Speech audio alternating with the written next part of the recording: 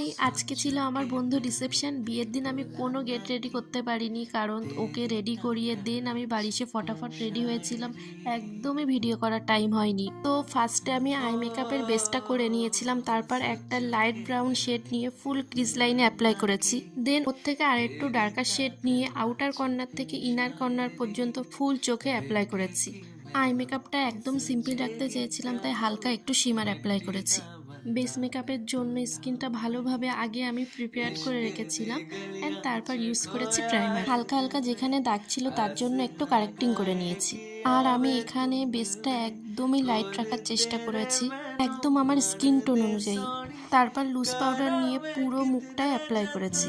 আর ভিডিওটা কমপ্লিট হয়ে যাবার পর যখন আমি ভিডিওটা দেখলাম যে লাইনার পরার সময় আমি ক্যামেরাটাই অন করিনি।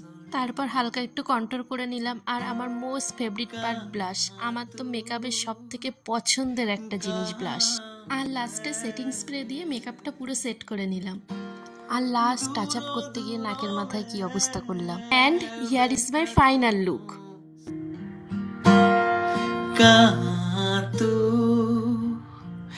कहाँ मैं